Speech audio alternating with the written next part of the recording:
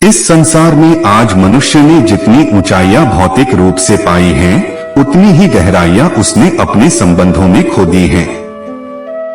कलयुग का सबसे बड़ा लक्षण यही है कि प्रेम अब आत्मा से नहीं, स्वार्थ से जुड़ा हुआ है।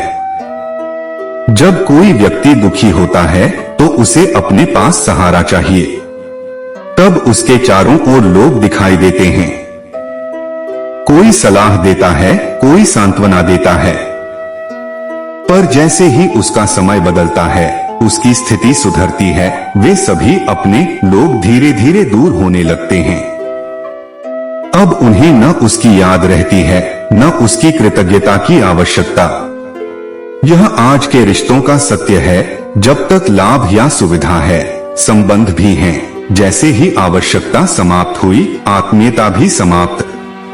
मनुष्य अब किसी के उपकार को स्वीकार नहीं करना चाहता, क्योंकि स्वीकार करने से उसे अपने भीतर झुकना पड़ता है, और झुकना कलयुग के मनुष्य को हार जैसा लगता है। इसीलिए वह यह मानना ही नहीं चाहता कि किसी ने उसके जीवन में सच्चे मन से कुछ अच्छा किया। परंतु आध्यात्मिक दृष्टि से देखा जाए तो सच्चा संबंध वही है जो आत्मा से आत्मा को जोड़ता है, जहाँ स्वार्थ नहीं, केवल स्नेह हो, जहाँ अपेक्षा नहीं, केवल आशीर्वाद हो। ऐसे संबंध समय, परिस्थिति और दूरी से परे होते हैं।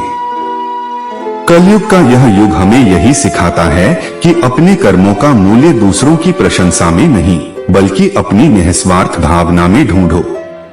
जब हम किसी के लिए सच्चे हृदय से अच्छा करते हैं, तो भले ही संसार भूल जाए, ईश्वर कभी नहीं भूलता। अतः यदि किसी ने तुम्हारे प्रेम का उत्तर न दिया, तो भी दुखी मत हो। यह युग भले ही संबंधों को भुला दे, पर तुम्हारा पवित्र भाव सृष्टि में अमर रहेगा। यही कलयुग की पहचान है। रिश्ते टूट सकते हैं, पर प्रेम की ऊर्जा अमर है। मनुष्य बदल सकता है, पर आत्मा का सत्य कभी नहीं।